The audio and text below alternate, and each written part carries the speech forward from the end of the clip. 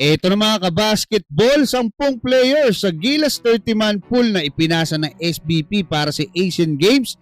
Gustong palitan, isasama na kaya nila yung mga most requested players na hindi nakasama sa listahan. At kay Soto, dapat daw bayaran ng mas malaki kesa sa ibang Gilas players. Pero bago yan, huwag kalimutan mag-like at mag-subscribe bilang pagsuporta. Sa pinakabagong pasabog ni Snow Badwa sa programa ni Pauka Sports kagabi, ay sinabi nga nitong plano ng Samahang Basketball ng Pilipinas na baguhin na yung lineup or yung 10 players na nakalista sa Gilas Pilipinas 30-man pool na ipinasa nila. Dahil nga may patakaran na 2 months before magsimula ang Asian Games ay dapat maipasa na yung 30-man pool ng bawat bansa. At eto nga sa pasabog ni Snow Badwa ay plano daw isingit yung 10 bagong players sa Gilas Pilipinas.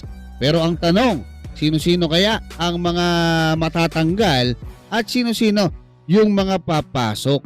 May posibilidad na dahil sa high demand ng mga Pinoy basketball fans ay isama ng SBP sa listahan sina Jordan Clarkson, Remy Martin, Malik Diop at Francis Lopez, kasama ng iba pang mga PBA players. Pero antabayanan natin mga kabasketball kung anong mangyayari diyan nga sa balita na yan.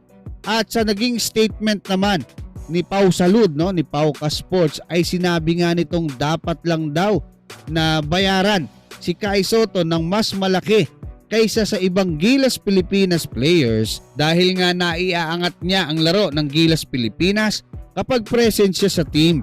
Maging sila Paul Artadi, Snow Badwa, Kinito Henson at Noli Iyala ay tila nagiging desperado na din na paglaruin ulit si Kai sa ating Gilas Pilipinas dahil nga sa sunod-sunod na pagkatalo ng ating national team na sa palagay nila ay masusolusyonan kapag naglaro na ulit sa ating pambansang kupunan ang ating pambatong si Kai Soto dahil nga sa napakalaking ambag na naibibigay niya sa ating national team. Pero ang masakit na katotohanan mga kabasketball, kahit gustuhin man ni Kai Soto, ay mukhang hindi niya hawak yung pagpapasya dahil nga may mga foreign agent siya at agency at may hinihintay yung kampo niya na sa kasalukuyan ay kumbaga hindi na to tungkol sa pera, hindi ito tungkol sa ayaw.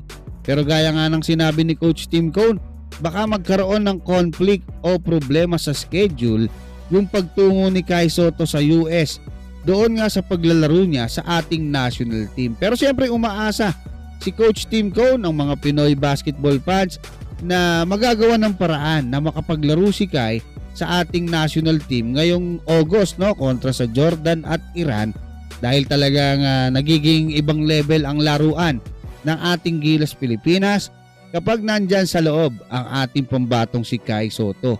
Kayo mga kabasketball, ano masasabi nyo? Hanggang dyan, maraming salamat at God bless inyong lahat.